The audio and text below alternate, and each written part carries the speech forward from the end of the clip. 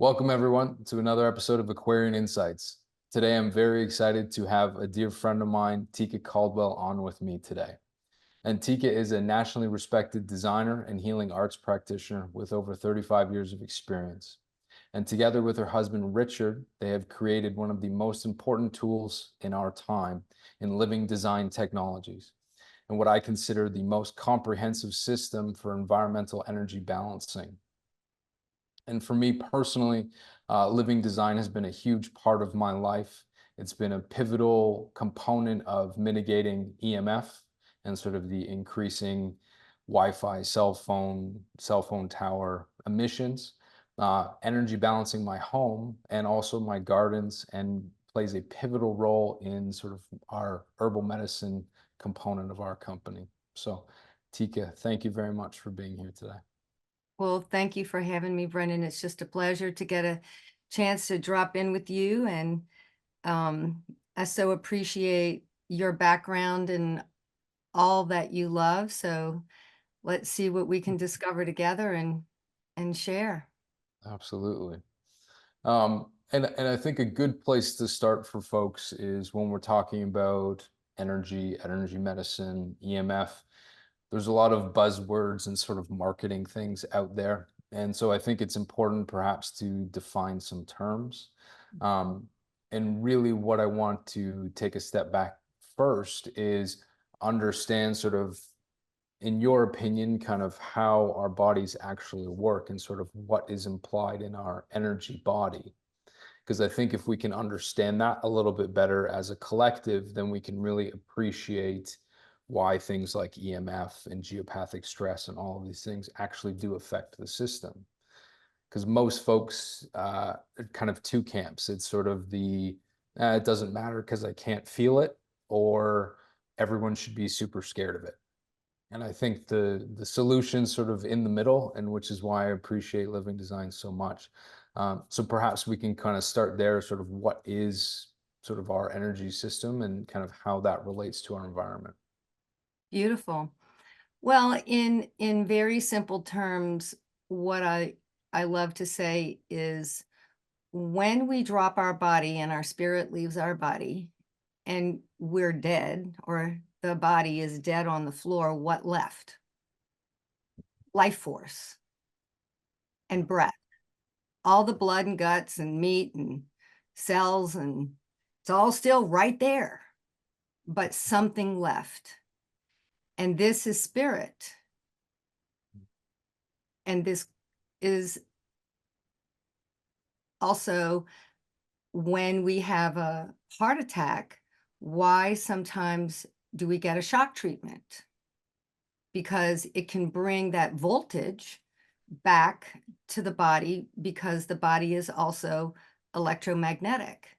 You know, we Right. can understand that, and we also know, or some people are aware of, that the voltage of very healthy cells is a lot more than cancer cells. And so Right. there's this thing called life force that is the energy, and in the Western world, we don't get a chance to think about it as much when we grow up and go to school and learn our traditional science and chemistry. It's usually biological, chemical that we're trained to pay attention to. But if we maybe lived in another country where acupuncture, Chinese, Asian cultures or Indian cultures, Ayurveda, they all understand that the body is comprised of energy meridians. And so it's not just the blood and the guts and the cells and the meat and the skin. There's this pulse of electrical energy, electromagnetic energy. And I think that we have a colleague in common, Dr. Tom Cowan, who also talked about the heart is actually not a pump. Yes. Yeah. And we know that if we look at people who have the gift of sight, or sometimes in Kirlian photography, we can Mhm. see that from the center of living matter, the, each cell is creating a toroidal energy field. And so there's a bioelectrical field that surrounds life. And Yeah, that's that's, perfect. yeah, and this is why when we understand that everything is frequency and vibration, it's just at what rate is the oscillation. And we learn that in chemistry. I mean, I remember early IPS, there's a solid, a liquid, and a gas. And it's Right. all the same things, but it's how tightly are the molecules together. Mhm. And so it's the density and the electricity or the electromagnetic energy that is coming together in a symphony where it's in resonance or it's in dissonance, and it's depending on a million things. Yeah, and what I always tell people is, half jokingly, is biochemistry is sort of the superficial truth. Mhm. And luckily, we live in a time now where science is, even mainstream science, is sort of catching up to these traditionally spiritual ideas of how sort of the body operates and how we interact with our environment. And so, given that sort of the reality of kind of how the body works, um, how does stuff like EMF, geopathic stress, all of these sort of energies, how does that affect our body? Okay, well, let's think about music Hmm. and the law of resonance, because all of nature is communicating in invisible or visible sound waves. I mean, invisible or visible light waves, which is a form of energy, or audible or inaudible sound waves. But at the Hmm. end of the day, whether it's visible light or invisible light, or audible or inaudible sound, it's still energy, it's still frequency, and Yes. it's still moving through space. And so in music, we can understand that if you have, say, a very large gong Hmm. and you have some other singing bowls next to that gong, if you gong the large gong, the bowls next to it will start vibrating, or water next to it will start vibrating. And, or I'm not a musician, but I understand, so I might botch it, but I think you'll get the concept that if you have a chord in one octave and you strike a chord on a piano, the strings that are in proportion, but on another octave, they will also start vibrating. And we Yes. may not hear it, but that vibration and frequency will start to be in resonance. And so when we begin to understand that nature communicates through resonance, it's also kind of when you feel like you're in resonance with a person. Hmm. You Yeah. you know, and resonance can be the dominating energy in the room, can be one of harmony, or it can be one of tension. And that vibration, that frequency, that energy coming from this being, you can feel it. Yes. You can feel it. You can't see it, but you can feel it. Right. And so when we understand that we are living electromagnetic resonant beings, and when we understand that the dominant resonance will bring the weaker resonance into resonance with it, it becomes the law of proportion. Yeah. What resonance is the dominant resonance? Yeah. And I think even in uh, from a neuroscience standpoint, even something like brain entrainment is exactly that. So our Mhm. brain waves, our frequencies of our brain waves will eventually become in resonance with the most dominant frequency in the environment.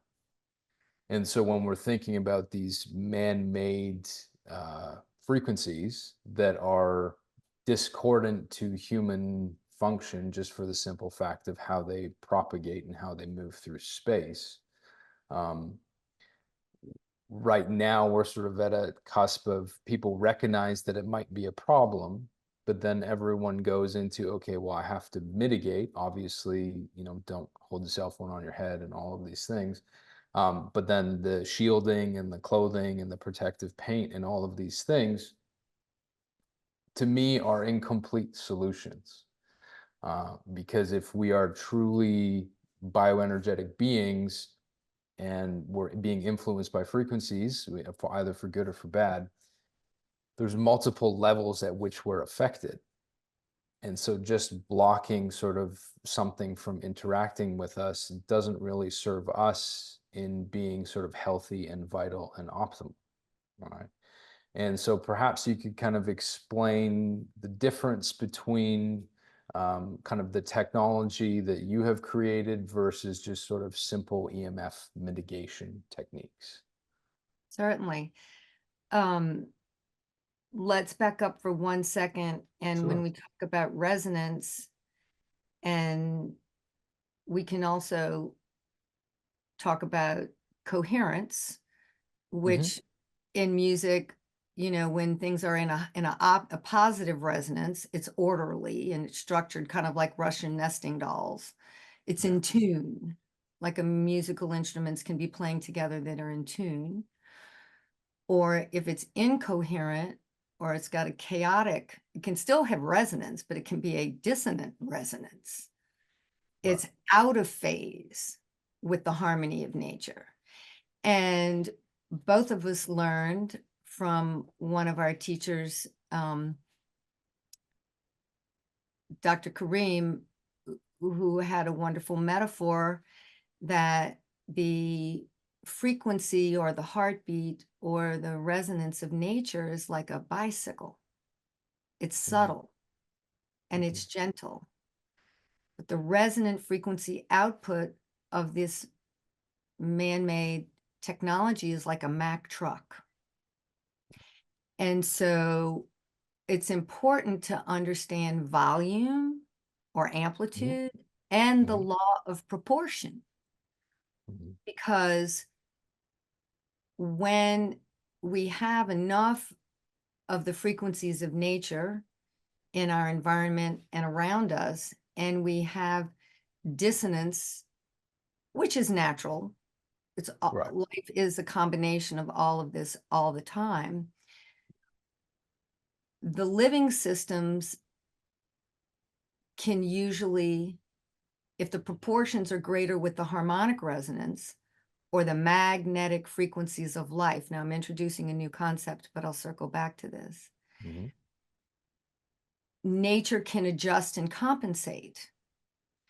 Hmm. But when there's more chaotic resonance at a stronger amplitude coming from multiple places, Hmm. then that living system, that the living system struggles, and it will struggle different in different bodies, Yes. because the struggle tends to go to the weakest link Yes. in nature.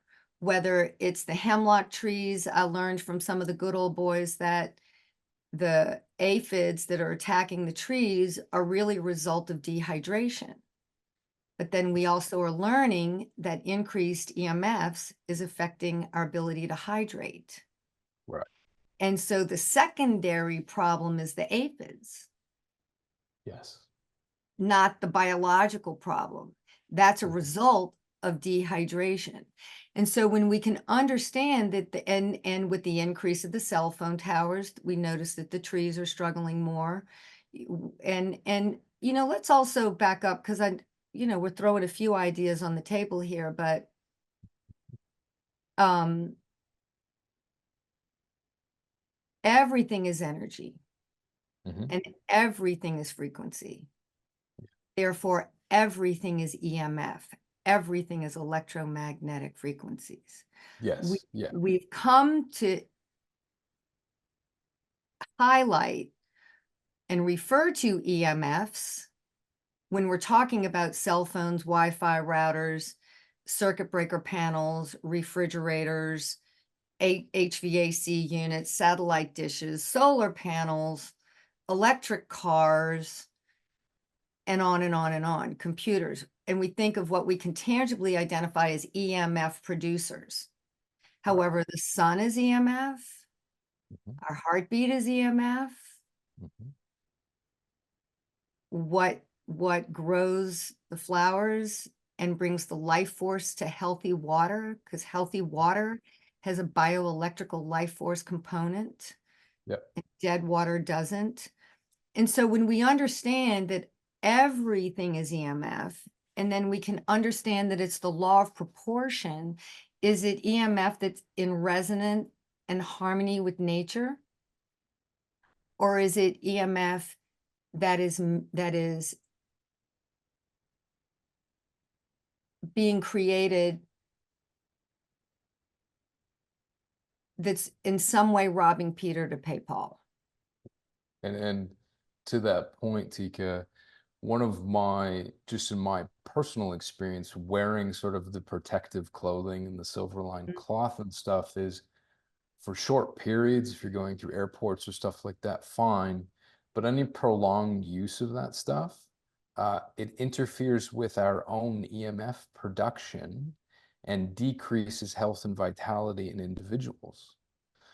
And that was one of the biggest wake up calls for me when all of that stuff sort of started becoming a thing about 15 years ago, is I don't feel good when I wear that stuff. Yeah, because it's And blocking, it correct. blocks both ways. Yeah, absolutely. And so that sort of set me on the path of finding solutions that aren't about blocking sort of our own beautiful natural EMF, but how can we sort of synchronize these Mack truck, so to speak, frequencies coming through us and around us. So thank you for explaining that, because I think a lot of folks don't think about that. So. Yes, and to go back to when I used the term magnetic frequencies, we can Mhm. elaborate a little bit. Mhm. I worked with one of the top electrical engineers in the world for 3 years, and I learned some scientific language. And in the beginning, with all the different training that I had and understanding in environmental studies and um, biogeometry and multidimensional integration, neurolinguistic programming, a lot Mhm. of different things. I didn't have the scientific vocabulary Right. to appreciate, and now I do, that what nature provides, that heartbeat and this pulse of nature that comes from a power spot in nature where healing and miracles can occur, that is in the middle of a beautiful rainforest with a spectacular waterfall in a pristine environment, or a beautiful open grace-filled heart, or that glow of a halo that somebody may see around someone who is radiant or enlightened or considered a saint. What are those frequencies? They are those visible and invisible magnetic frequencies. Nature, the life force of nature, is coming from these healthy magnetic frequencies. Mhm. The technology that we are working with, and this magnetic term is referring to the way that you were talking about, the wave propagates. Mhm. Okay, and so nature's wave, if is propagating in a different orientation than our technology. Mhm. And so when we have a lot of the healthy magnetic frequencies of nature around us, in the right proportion to the electrical propagation or the vertical propagation of the wave as opposed to the horizontal propagation of the wave, those magnetic frequencies actually act like a magnet. And they can shift and reorient the way that the electrical waves are propagating that has the ability to do work, because the definition of the ability to do work or of energy is the ability to do work, but it's also the ability to create an effect. And so we have our technology that we love that we're using right now that's giving us the ability to do work. And it's creating an effect of instant communication. We're connecting. There's many positive things. And through the law of proportion, when we're on a computers too much and we're sitting by the Wi-Fi router, and then the electric meter is on the other side of the wall, and the satellite dish is on the roof, and the cell phone tower is around the corner, and the refrigerator is in the next room, guess what happens? All of that energy and information goes into resonance. Therefore, the dominant resonance will bring the weaker resonance into resonance with it, Yes. which is why we can feel depleted, tired, anxious, maybe not sleeping well, and we don't even really know why. But if we start looking at what's around us, either in invisible, wireless, or wired types of things, we can see, wow, there's a lot that I'm living with in close proximity all the time. And so it tends to raise our tension level. And then that tension begins to lower the voltage Mhm. of our life force at the cellular level. And it's subtle, but it then can be cumulative over time. And if we're super happy and our heart's wide open and we're in a beautiful place, we may have more voltage and more life force and can transmute more of that. Mhm. But if we're under financial pressure, we're having health issues, we're working and being a full-time parent, et cetera, et cetera, et cetera, study work, then, and we are already feeling some emotional stress, that other tension is also going to go into resonance with our personal tension. And then that's another compounding way that the voltage of our life force in our cells can be stressed. So what's the antidote? Replicate nature. Yes. Bring more of these healthy magnetic frequencies that you find in a beautiful power spot in nature, a healthy tree, an open, grace-filled human heart, a beautiful field of flowers, sunflowers, resonating, being able to face the sun and all their seeds growing in that sacred divine proportion, of the fractal formation to the golden ratio.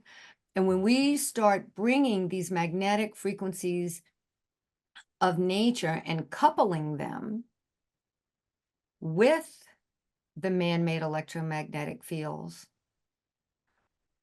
or our body, Mhm. or adding more to the earth, Mhm. we are giving the consciousness of nature of which we are part, and the earth and the environment, more healthy information. And this information acts like a magnet, and it changes the way these electrical waves are propagating, and it makes it sympathetic with living systems without blocking anything. We're transforming. And I think that's beautiful. And what I've always said is sort of as a clinician, I'm concerned with how stuff works. Mhm. And I think one of the big conversations with sort of the mitigation aspect is you're just externalizing a problem, but there's no consideration with what X is actually going on in the human being. And so I've tested a whole bunch of different technologies in the office, and looking at people's blood, looking at people's autonomic nervous system, looking at people's heart rate, all of these things, because I'm more interested in, well, we have to have technology. None of us are going to run into the jungle in Costa Rica. Um, and so, how can we sort of live with it in harmony? And what does that look like in the body? Right. And that's why I love the living design technology so much, is because we can use these simple tools in the right way, and our physiology and our biology responds to it instantly most of the time.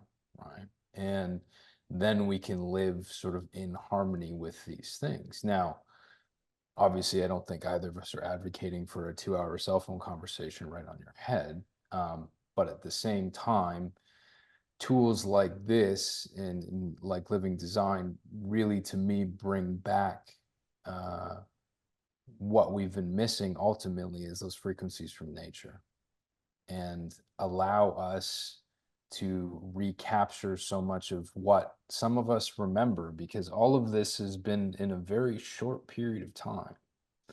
And so those of us old enough, we remember what it was like when we didn't have this stuff, and sort of what things felt like. And so now with these tools, usually when I put them in people's homes, or even when people come to our home, the first thing they say is, "Oh my goodness, it feels so calm in here. It feels so relaxing in here. It feels like a home should feel," because you're not getting the impedance from all of the other devices and all of the other things sort of pinging against our biology. And so I think too, you've always said that living design is works with these other things, right? It's not, we're not sort of completely throwing out all of the EMF mitigation practices and the sort of the dirty electricity mitigation. We're working together with that. So perhaps you could speak on that a little bit, of sort of the synergistic relationship between the living design technology and sort of other more commonly utilized things that most people are aware of. Certainly, thank you. Um, it's come through for so many years. We work with nature the way nature works. Okay, so Mhm. we calibrated um, what has been embedded in our tools, and I'll back up and then I'll get to your point. Let me Sure. just say that what's been tested since 2016 at SciTech Lab in Encinitas, California by Dr. Gaetan Chevalier. And as of December 2023, he did tell me that living design technology is the only tools he continues to recommend. And he did state that after many years, similar to you, of testing many different devices and people, every single time they exposed a person to incoherent electromagnetic energy fields, when the living design technology was used correctly, because it's a law of proportion, Yes. um, it restored the energy field of that person back to their baseline or better. Mhm. The or better part is the interesting part, because what we've noticed with Kirlian photography, GDV camera, double blind tests that one of the top electrical engineers in the world that I worked with designed for us to do with the Agape Center in New Orleans years ago, and what we've seen with plants is that when we have this full and balanced spectrum of all of the magnetic frequencies common to living systems, that is what is the information that is stabilized in each one of the living design tools.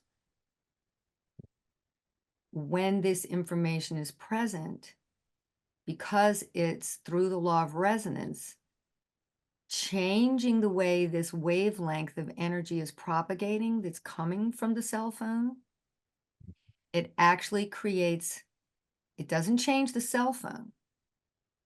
It changes the way a living system can interact with it. Right. So we're not changing the direct current, we're changing the secondary compression waves or the P waves or the torsion waves that are coming off of that direct current. And we're changing the wave propagation so that that incoherent energy actually becomes usable. And we Yeah. notice that it actually brings more life force. The aura in the Curlian photography gets a little more symmetrical and a little stronger, better than when that aura was there without the phone.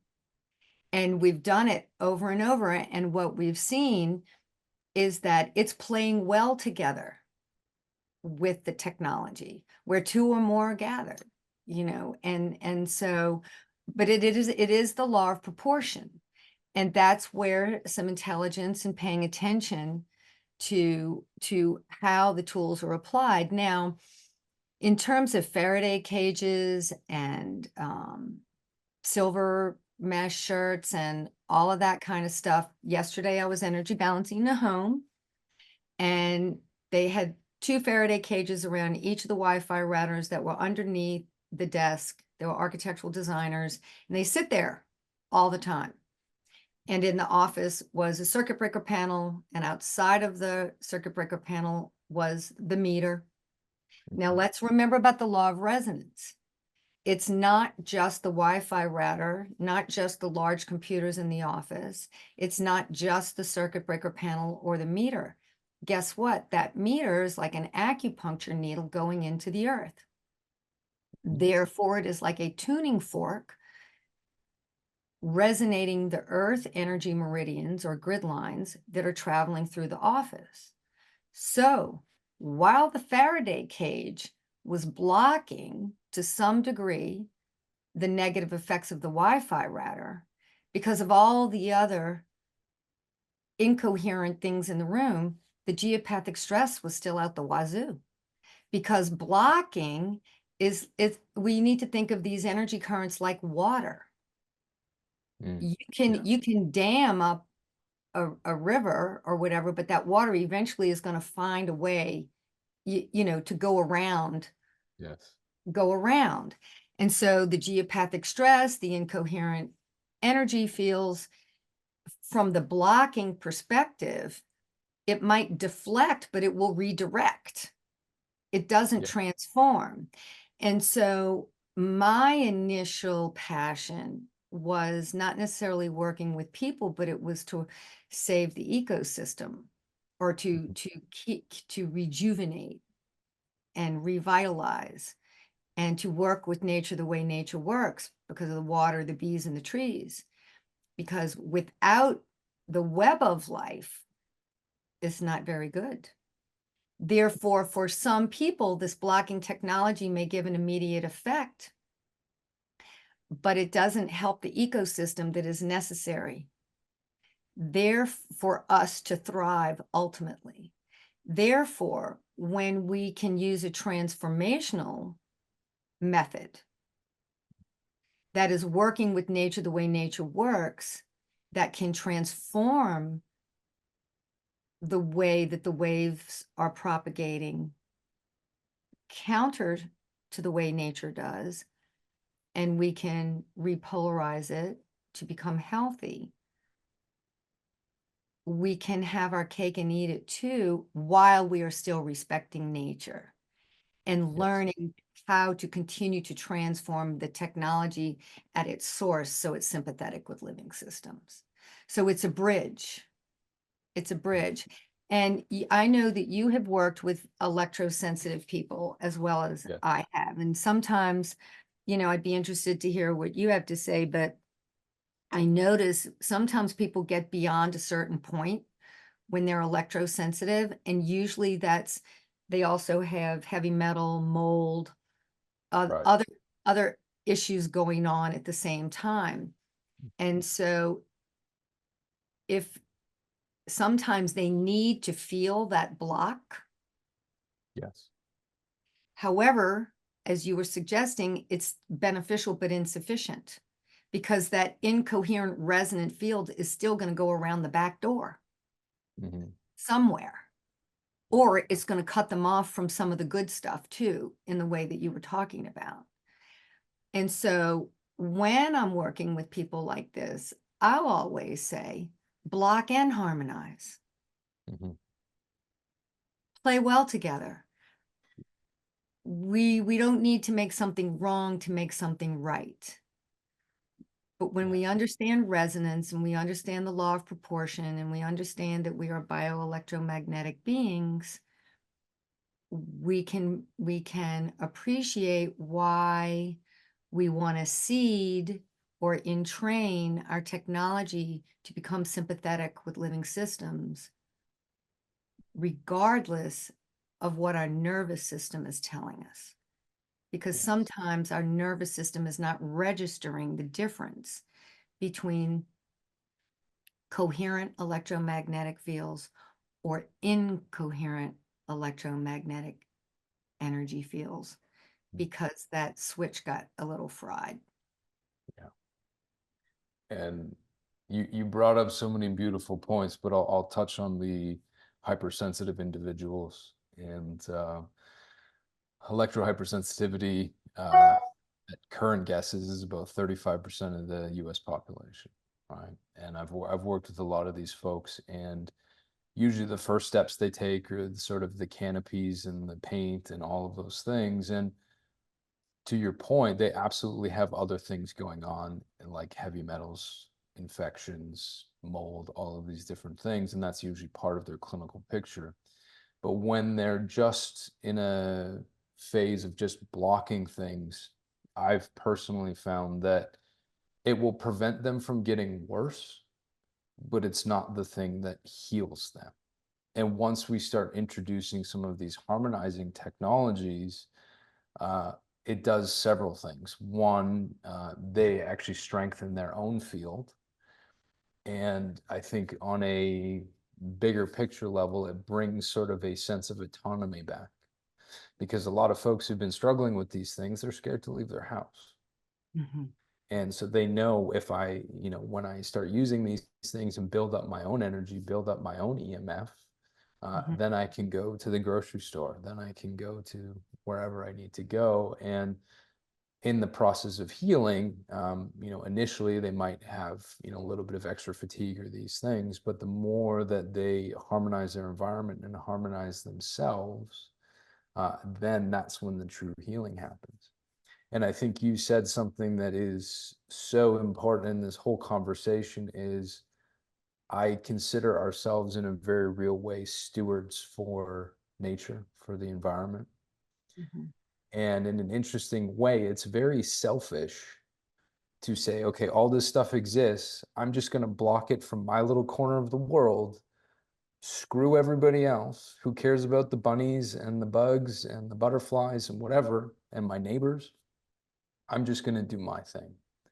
And that's it's a very man-made thought process, that. But in our personal experience, once we and we're in a semi-residential area, we're not in the middle of nowhere, but once we instilled a lot of the living design tools in our home, in our gardens and everything, that brought back the birds, that brought back the bees. We got rabbits, we got snakes, we got the whole kind of plethora of things. And for us with our medicinal herb garden, we grow too much stuff. We can't handle it. And that's a beautiful problem to have, but this is on a section of land that, we have telephone wires, we have all of these other things, we have neighbors, but in harmonizing the environment and essentially bringing nature back to everything, we've had wonderful, wonderful results with all of it. And I think that's just such an important thing for people to consider is if we can bring ourselves and our environment back in line with nature, it not only serves us, but it serves everything around us, rather than sort of That's having this myopic view of I'm just going to be selfish and protect myself. Right? that's so beautiful, and this really is the spirit of living design, and it's where, yeah, when I did my first National Outdoor Leadership School course in 1977, when I was a senior in high school. I'm giving you my age. I'm 65. Okay. I've been at this a long time. And my passion and love for the beauty of nature has been what has driven me to do this. And honestly, I have not been doing living design. Living design has been happening to me. And there is um, a nonlinear component to this, which is love. Mhm.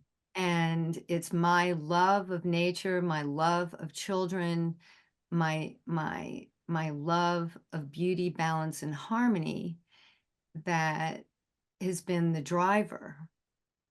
And my fear as a young woman of what I saw happening to our ecosystems and the rivers that I grew up swimming in and the beaches I grew up Right. being next to, and all the industrialization and the decapitation of the canopy and the pollution of the water. And somehow at a very early age, I can remember swimming in the river in Covington, and when I was underwater, I could hear the sound of the motor for the boat that was way Mm, down the river coming around the bend, much sooner than if my ears were above the water. mhm. And so tuning in to understanding how energy and frequency works and travels through water and travels through air kind of got my attention, and falling in love with crystals. I can remember when I was 8, I found my first rock in Arizona. I'm from Louisiana. They didn't have rocks with crystals. Mm. But it's this love of this connection of nature that's been the driver. But this is not just physical. It's Yes. multidimensional and it's spiritual. And we Yes. are spiritual beings, and the life force that when the egg and the sperm connect, a colleague and friend, Dr. Zach Bush, when he was speaking recently on Gaia Mm, TV, he talked about the fact that when the egg and the sperm connect, it creates a light brighter than the sun. mhm. And this is EMF. He didn't say it was EMF, but it is Right. electrical, and it's coming from another dimension. Mhm. Where does this life force come from? And so, what is also, in my view, been noted to be comprehensive about living design technology is that some people may be aware and others may not, but we have a body, a mind, and a spirit. Mhm. And in many disciplines that are more ancient or esoteric, we know there's a mental, emotional, spiritual, physical, astral, causal, and divine plane. And Yes. so we are a holographic. Living systems are holographic, and we are multidimensional. Mhm. And living design is holographic technology. You can break a harmonizer and the whole is still in the parts. Yes. It creates this gold energy that is found in this nature, Mhm. which in spiritual terms is also called love. And part of the function is not only to help maintain, support, and increase, in scientific terms, the voltage that might be depleted so that healing can happen, but to create a harmonic electromagnetic energy field. It is also in people. In the past 2 weeks, 3 people have told me, who have the gift of sight, what they see. And Mhm. what they told me they see is they see how this technology helps people align this vertical column of light that runs our central channel down through our spine, through our base chakra, and out through the top of our head. And it's very grounding, and it's connecting us to the earth.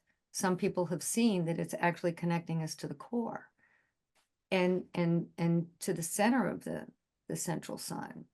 And so when we start aligning our energy field and our chakras, in simple terms, it creates more heart-brain coherence.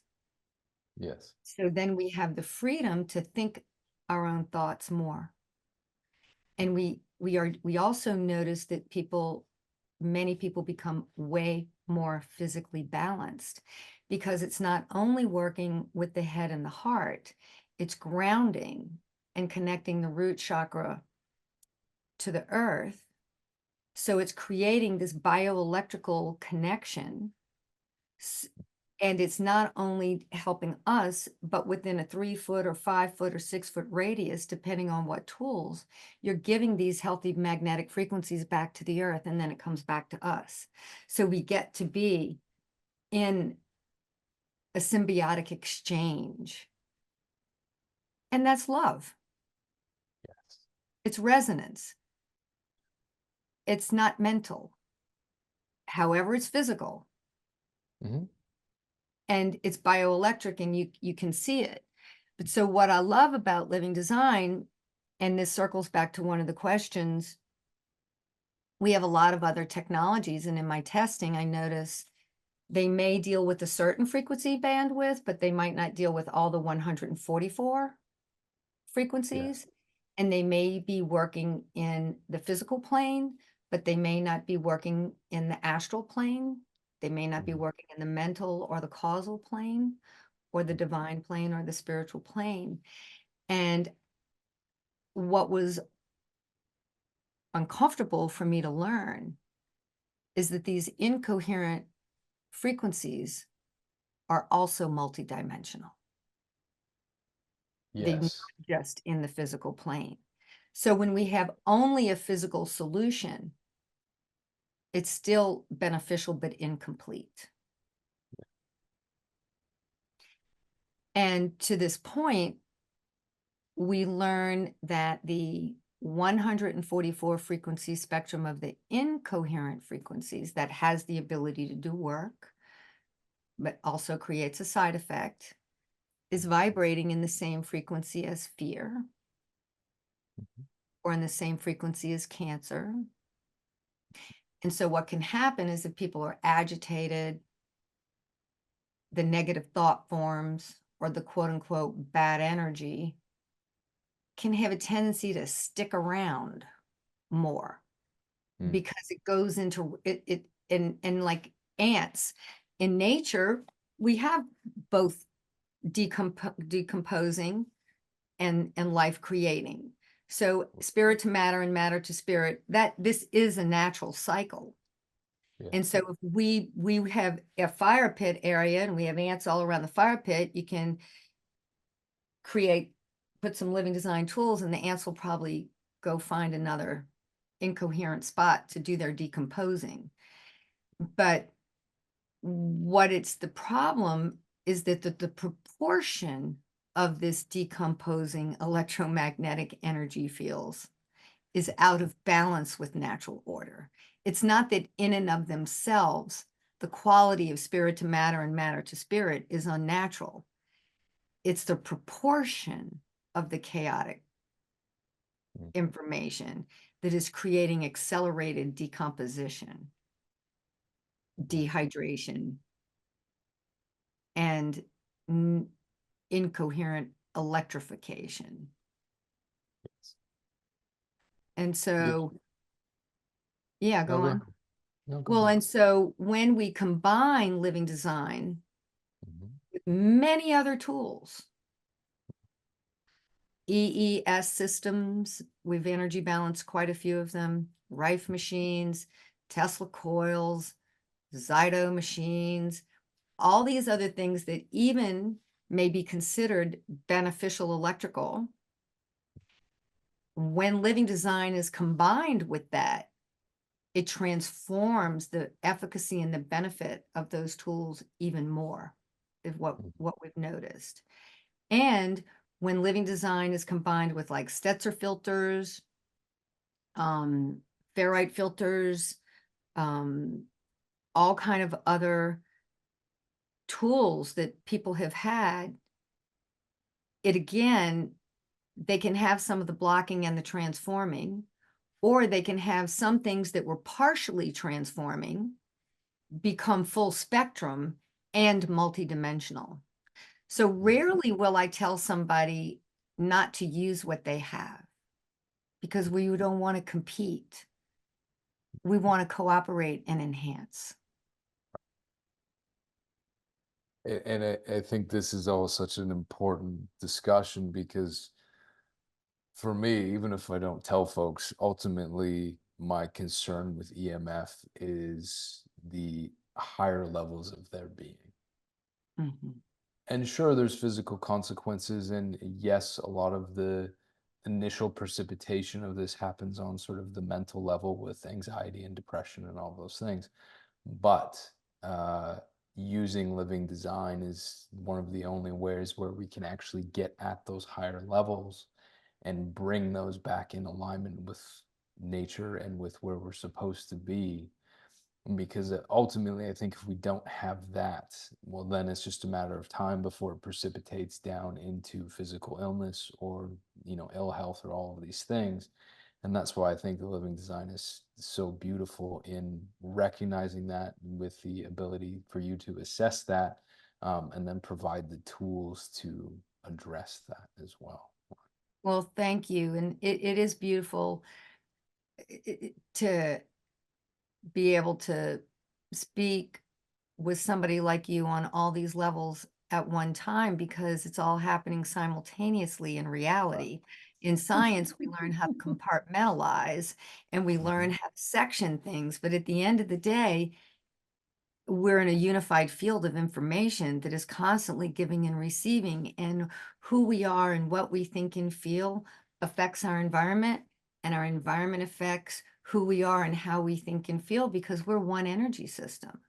And Right. we're also one multi-dimensional energy system. And, some people are aware that they inherit things and there's the model where we inherit things from a genetic Mhm. lineage, but we can also inherit imprints and patterns from an emotional imprint Yeah. from the lineage that we come from. And then, I've learned in my studies that there's these 8 primordial cells that we're all born with very, very early on that hold all this information from many lineages. And in my learning about the energy body that is our etheric body or our spiritual body, that our bones and our skin and the meat and the cells is all kind of glommed onto. It's that part of us that leaves when we are on the Mhm. floor dead, but something just left. It, in my understanding and experience, this energy body doesn't die. And so when we are in resonance with this spiritual or spirit or soul aspect of ourselves, and we are cultivating um, the virtues, not Mhm. in my view, but what have traditionally been known, the virtues of compassion and forgiveness and understanding and patience and appreciation and these qualities. It's not a quantity, but it's a quality. And these qualities have been known to be embodied by ascended masters and maybe people who we call wise. And part of the why of living design is so that we can be in a coherent field, so that we can connect to the Mother Earth of which we are part. We are not separate. To our heart, which is not just a pump, it also retains an incredible amount of memory and information, which is why when heart transplants happen, sometimes the recipient of the heart starts having the memories Yes. of the person that the heart came from, which is rather mysterious. And then it can also help connect us to our higher self. Mhm. And I believe that in this day and age, it's the divine virtues, and it's connecting the head and the heart and the higher self and the earth, which in simple terms can also be talked about, at least in the language in our culture of living design, is anchoring the grid of golden light. Mhm. And when you were talking about geopathic stress before, and can we talk about Mother Earth for a minute and Yes, geopathic please, stress? please. Well, those energy meridians in Mother Earth are just like the energy meridians in our body that carry the life force and the information. Mhm. And what I've grown to understand with another person that we have collaborated with, who's a consummate earth healer, is he has stated that the geopathic stress in cities is so great right now that to try to cultivate the neutrinos or the healthy electromagnetic frequencies from the sun is being disrupted because Mm. of the law of resonance, because the earth energy grid lines are in so much resonance with all of the technology in the cities. Yeah. And this is a why he loves living design, because he's noticing that when you put our harmonizers in the earth, it's Mhm. transforming these grid lines. And he says that the invisible beings become elated because they can see the light. Mhm. And guess what happens with these grid lines? We know that they were identified as geopathic stress by the names of the people who discovered them. Yes. But what were they originally? They were the energy veins of Mother Earth. And those veins often hold a resonance with amethyst, citrine, rose quartz, obsidian, copper. And when these grid lines that that is the life force in the veins of Mother Earth, just like the rivers and the streams, it's the blood of Mother Earth is the blood inside of us. When we harmonize these energy systems of Mother Earth, it literally goes into resonance with our physicality and begins to transform our chakras and our Yeah. cells, which then at the fractal level begins to go into resonance with the higher cosmic forces, because everything is fractal. Mm. Everything was created from a divine blueprint. And so, through the law of resonance of self similarity, the fact that we are stardust and connected to the stars, or Mhm. from ashes to ashes and dust to dust, or the same way that the proportion of the knuckles are on our finger to our finger to our hand to our hand to our elbow and our Mhm. arm to our body, the divine proportion that living systems are made with, or the way the sunflower seeds spiral, or the nautilus spirals, or the pine cone or the branches around a tree. This is all the divine proportion Mhm. and geometry of nature. And so when we have the electromagnetic current, spirit coming into matter, flowing through these fractal divine proportions of nature. Another colleague who I studied with many years ago said it created a perfected distribution of electromagnetic energy charge. And so Yes. nature has a function, the Mhm. form has function. And so we love to say that living design puts the spin back in.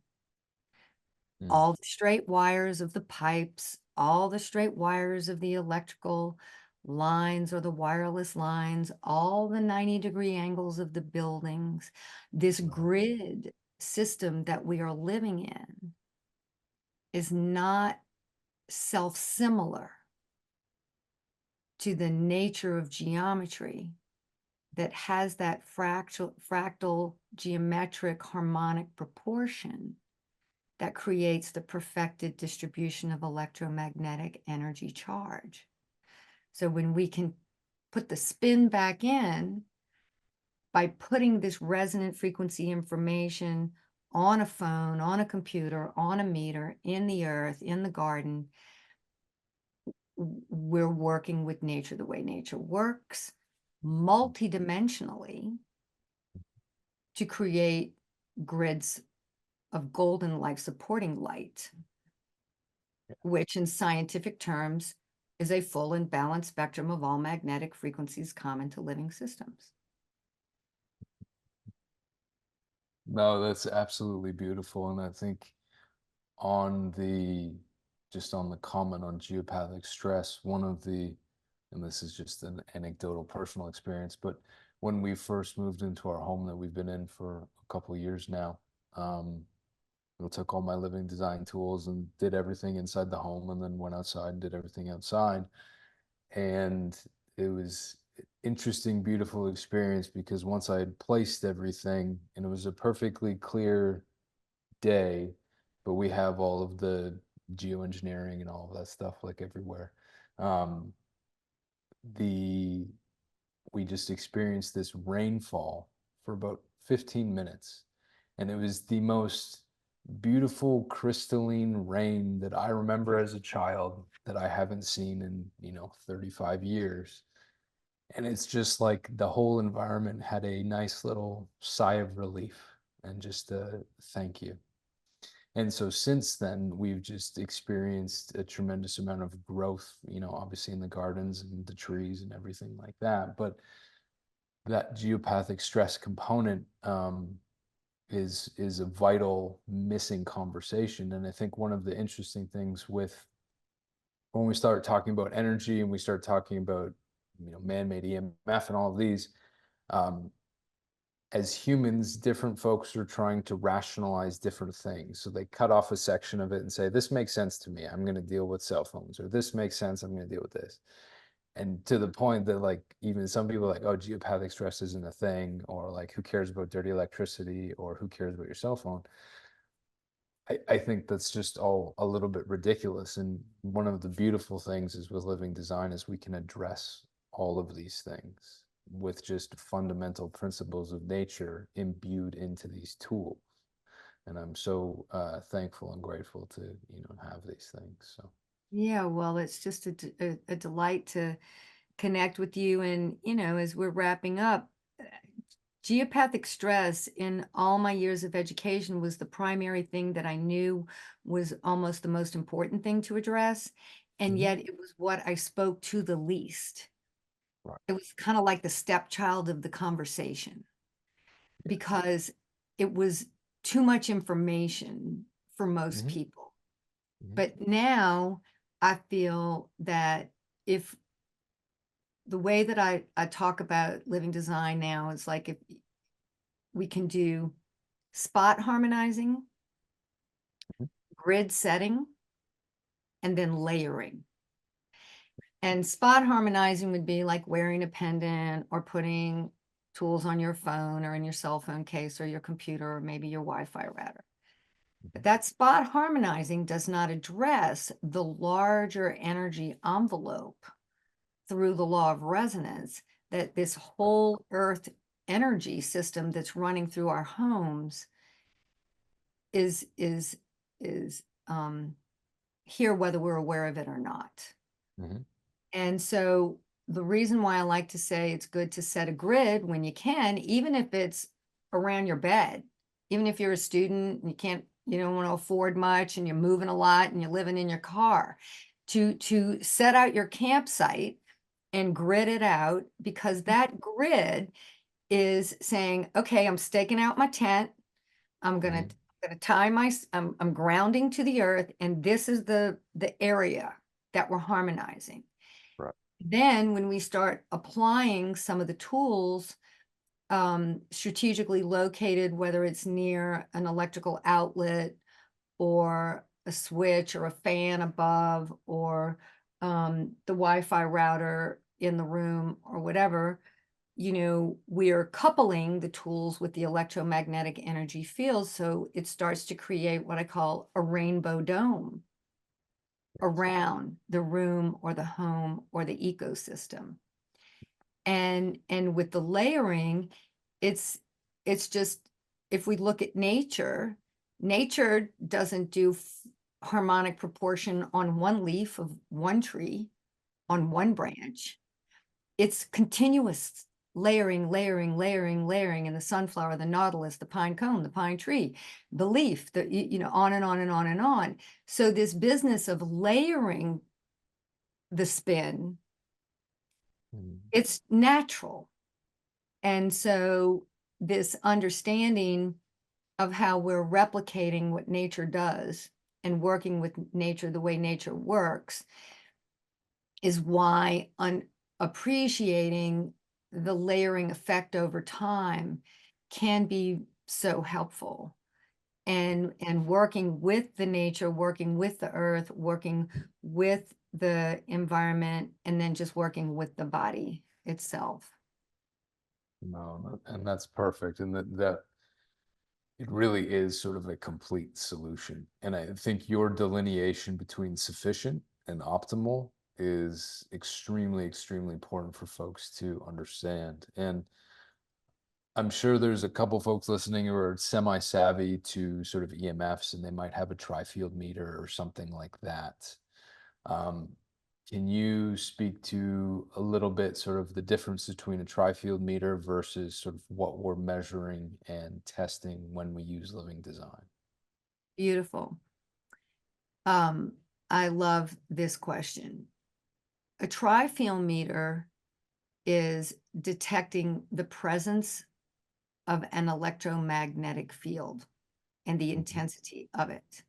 mhm. It does not have it's working strictly on the physical plane. Yeah. It does not have the ability to discern whether this electromagnetic energy field is coherent, Mhm, life supporting, or incoherent, or not life supporting. It's measuring quantity, not quality. mhm, Living design is, and it's measuring the direct current. mhm. It's not measuring the secondary compression waves happening in the subtle energy field. That is where we learn most of the disruption is coming from. And what do we mean by the secondary compression waves? We can imagine a boat in the water, and we can imagine the wake and the ripple effect in the water. The boat is the direct current, but the wake is the ripple effect. Any electromagnetic energy currents going through the atmosphere or our environment, it's similar to how we can appreciate water. We have the direct current, and it's creating the ripple effect. And it's that ripple effect that's really disruptive to us because it's compounded. The tri-field meter does not measure any of this. It simply says, yes, my refrigerator is working. I've got a lot of energy coming out of it. Yes, my cell phone is working. I've got a lot of energy coming out of it. Oh my God, it's an electrical thing. It must be terrible. I need to shut it off, get away from it, move it away from my bed, all these other things. A tri-field meter has a wonderful function sometimes when we're diagnosing where currents are in our Mhm, world, if we're not mhm. already aware of it. Like we can have dirty electricity coming out of something that we might not necessarily be aware of, and it's great for that. However, the tri-field meter cannot measure the presence of coherent energy. And when we apply living design to tools, Dr. Gaetan Chevalier at SciTech Lab decided to use the GDV camera, the Mhm. gas GDV gas discharge visualization camera, because he's not testing the electrical current coming off the cell phone. He's testing the bioelectrical field of the living human being and its effect the cell phone is having on the body. And that's the beauty, because they have the ability to test how the body is responding to the incoherent and coherent energy fields. And so we have this research on our website, and there's the Zyto machine can pick up whether or not a body has been exposed to geopathic stress. I've had success with clients who go to a Zyto practitioner. Oh, I've got terrible geopathic stress, and I harmonize my home. Oh, all. It said I didn't have any more geopathic stress. And so Right. we love it when an electrical device can verify something that's happening at the subtle energy level. And this is one of the big leaps for people to appreciate and understand that we're working on many levels. We're primarily working with subtle energy. If anybody's trained in the art and science of biogeometry, it's a subtle energy testing method based on a science called micro vibrational radiesthesia. And that is the detection and correction of micro vibrations or frequencies. And this was developed before World War II in France. And it's a very engineered, linear, exact way of testing, but it's also working with the subtle energy field. And um, there are other tools that are helpful, but actually noting and observing the difference, like you have, Mm. at the cellular level of the effect on the biology or the effect on the plants, or with Kirlian photography, we've seen the effect on the aura, Yeah. which all of these things cumulatively have given us all the same answers over and over and over and over again. Right. And so it's the ability to replicate and looking through different lenses that is helpful for people to understand the benefit and appreciate the benefit, even though the trifield meter is not necessarily the tool that's going to validate they created the solution when you're using living design. Yeah, no, and that's a perfect explanation because that's for folks who've been accustomed to using those, that's one of the questions that sort of we're always fielding. And again, I'm worried about function of the human being, Hmm. right? uh, that's where sort of those types of meters fall short. And perhaps eventually, in 20 years, there might be a meter that will be able to measure these things. Um, but To your it's, point, yeah, as we're wrapping up, what we've noticed is we do kinesiology testing. yep. And many, many people are much physically stronger and more grounded. And so Mhm, what I'll do, some people don't even want to, but I'll say, okay, put your hand on your Wi-Fi router mhm, and let me test your strength, either mhm, with their fingers with muscle testing of how easy is it them to hold their two fingers together, or putting my fist in their hand and finding their tipping point. And mhm, then we'll put the card underneath the Wi-Fi router. And we'll say, mhm, now put your hand on the Wi-Fi router, and all of a sudden they become strong. mhm. Or put your hand on the meter, or put your hand on the refrigerator or on the circuit breaker panel. And so our friend Craig, who's the CTO of our company, Chief Technology Officer, he's wanting to invent something that will give a readout for a Mhm. strength test so that it's not subjective, Yeah, yeah, yeah. so that somebody can actually see the amount of weight that they can pick up and the resistance that it takes, say if they're lifting a gallon of water, Mhm. with and without the technology, and what is happening, why is it creating more strength or balance? It's because I feel it's up leveling the vibrational information for the electromagnetic cellular communication and the voltage, whether it's the mitochondria or the cells or how it's all working. It's just giving another edge. And the brain doesn't understand this. It's that part of us that digests our food and blinks our eyes and grows our hair. And it's that part of us that leaves when our body's on the floor and we've gone, we're dead. It's this consciousness that recognizes this information. And it usually takes it first to the weakest link. Yeah, and to this point, one of the interesting applications I've used with living design is I work with a number of athletes just sort of on health and performance and stuff like that. And Not only from a health perspective, but from a strength perspective. When they start using the tools, they just like come back and I'll get interesting phone calls and messages and stuff like, hey, I don't know what's going on, but I'm, 20-30% stronger now than I was. And those little aches and pains and things like that that I had aren't there anymore. And it just speaks to kind of this multidimensional ability of the living design to affect the human system, which I love and I'm a huge fan of. So Well, in the last thing that I'll take and bring it back to Mother Earth, yeah. being a living being, and in the same way that it's affecting the athletes and all that we've talked about, Mhm. when we start moving into the regenerative agricultural conversation, just beyond our personal garden, this is one of the areas where I think as we create our collective awareness with people who can understand the benefit of harmonizing large tracts of land, Mhm.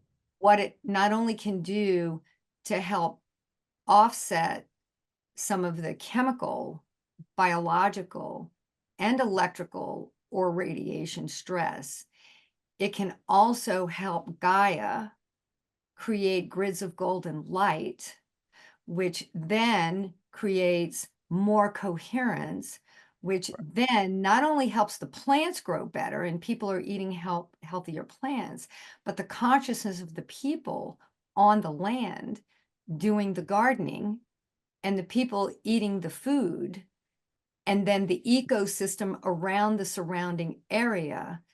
I think it's can be a really exciting and easy way to continue to expand and amplify harmony for our planet. Yeah, and that's I've always had that in the back of my mind. So if anyone has a herbal farm or even a dairy farm or something like that, either get in contact with Tika or I'd be happy to help out because I think that's such a beautiful thing. And to your point, um, I work with a lot of farmers, just helping them with different things. But we see a decrease in health in plants and animals anytime new technology comes out, whether it's the Starlink satellites or new 5G or whatever it is, because it's disrupting the ecosystem. And so if we can use living design to one, prevent that, but then also create more coherence than was originally there to begin with, I think that's just healthier food, healthier animals, and healthier people. And that ultimately is sort of the exciting thing for me. I think that's And really I would important. love to collaborate with you and anyone else on this. You know, we recently started working with a company that creates bioenergetic fertilizers and also still doing business the old way, but wanting to start Mhm. educating the people. And so we're moving into this. And what I love is that it's collective. It's not just only about me and my home. It's our ecosystem and how can we come together. And I have a training program that's super easy Mhm. uh, for people to understand how to apply this.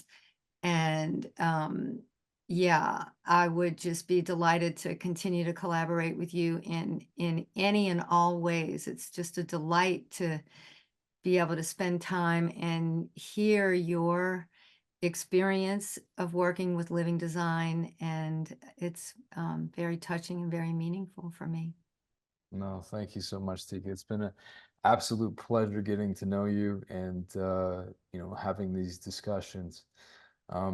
I guess in closing, sort of if folks want to get a hold of some of the tools or contact you, what is the best way to do that? How can they find you? They can go to our website, which is Mhm. livingdesigntechnology.com. Okay. They can send me an email, which is Tika, Tika, at livingdesigntechnology.com. And yeah, or people can send an email to info@livingdesigntechnology.com. And if they want to send me an email and let me know how they found out about us. It would just be so fun to be able to track how Oh yeah. effective our becoming a team Yeah. and having educational conversations together so that we can continue to create some synergy and include you in all the good things. Yeah. No, fantastic. Thank you so, so much for your time, Tika. I sincerely appreciate it. Thank you. To be continued. To be continued. That is correct. I can't wait to have you on again. Okay. Much Thank you. love. Bye-bye. Bye.